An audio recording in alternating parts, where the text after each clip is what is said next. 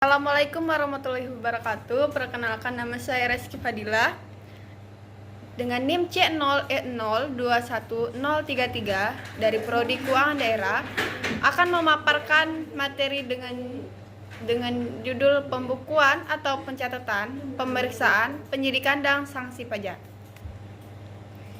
1. Pembukuan atau pencatatan pajak adalah pengumpulan data secara teratur tentang peredaran bruto atau penjualan bruto dari usahanya dan penerimaan penghasilan lainnya dari luar usaha dengan tujuan mempermudah perhitungan penghasilan kena pajak serta mempermudahkan penghitungan PPN dan PPNBM.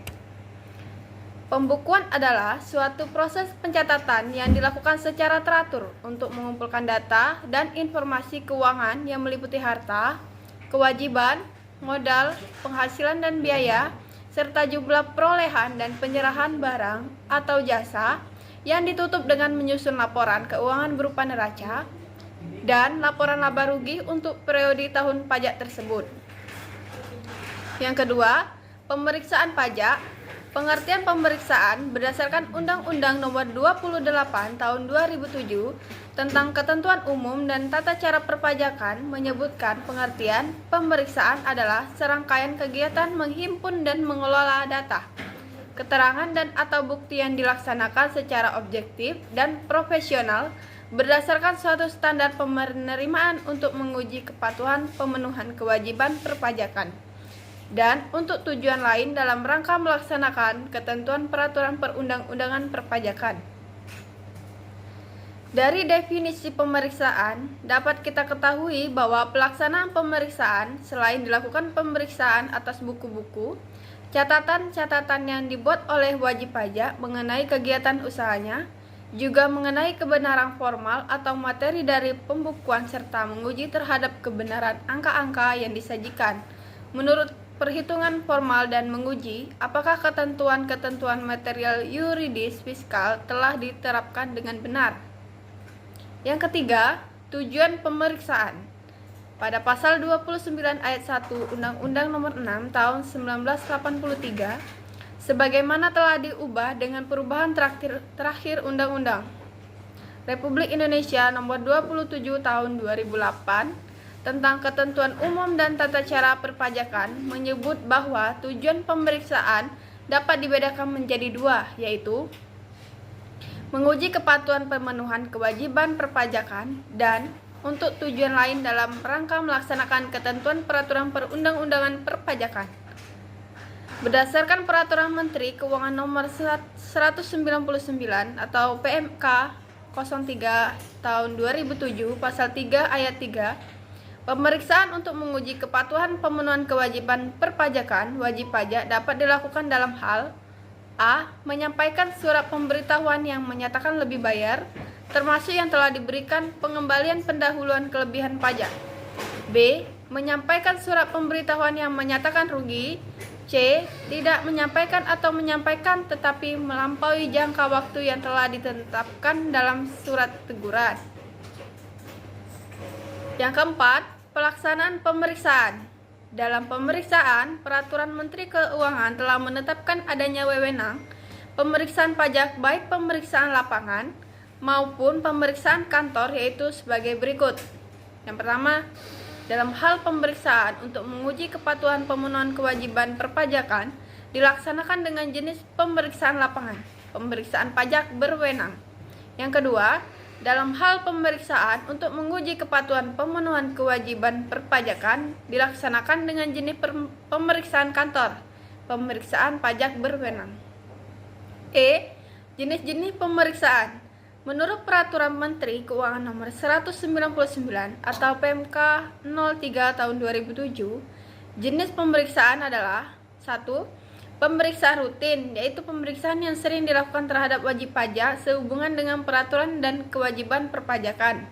Yang kedua, pemeriksaan kriteria seleksi, yaitu pemeriksaan yang dilakukan terhadap wajib pajak tertentu.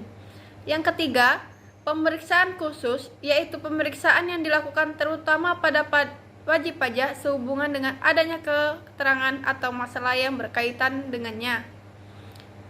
F. Penyidik pajak. Secara sederhana, penyidik pajak merupakan suatu proses keberlanjutan dari proses pemeriksaan yang telah mengidentifikasi adanya bukti permulaan. Bukti permulaan itu sendiri merupakan suatu keadaan benda ataupun bukti yang dapat memberikan petunjuk atas adanya suatu tindak pidana perpajakan. Dengan adanya pengumpulan dari bukti dan petunjuk-petunjuk lainnya, dapat membuat suatu tindak pidana di bidang perpajakan menjadi lebih jelas atau ditemukan titik terangnya, sehingga dapat membantu petugas yang berwenang dalam penyidikan untuk menemukan tersangka dari kasus tindak pidana perpajakan. Penegakan hukum di bidang perpajakan ini harus dilakukan oleh Direktorat Jenderal Pajak (DJP) dengan tujuan 1. Agar aktivitas penerimaan pajak dapat berjalan dengan baik dan lancar.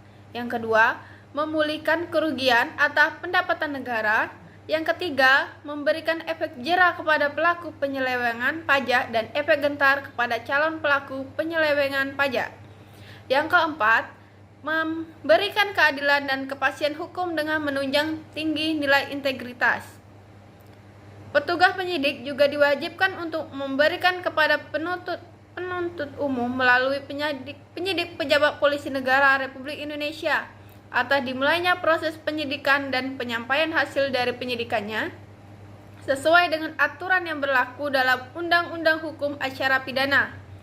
Penyidik juga berwenang melakukan kolaborasi dengan Polri, Kejaksaan, serta Pusat Pelaporan dan Analisis Transaksi Keuangan (PPATK) dengan tujuan untuk memberikan keadilan dan kepastian hukum yang menjunjung tinggi nilai integritas. G. Sanksi pajak. Menurut Undang-Undang Republik Indonesia Nomor 11 Tahun 2016, adapun sanksi yang diberikan apabila tidak mengikuti program tax amnesty adalah sebagai berikut. 1.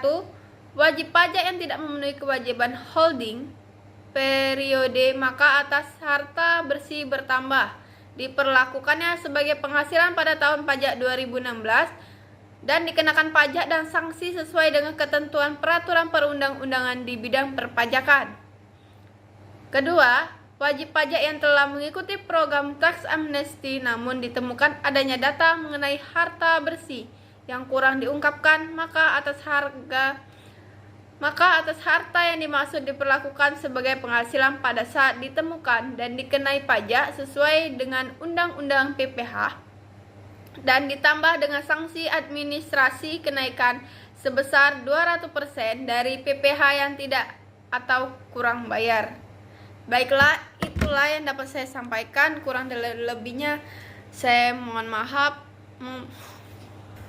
Saya ucapkan wabillahi taufik wal hidayah. Wassalamualaikum warahmatullahi wabarakatuh.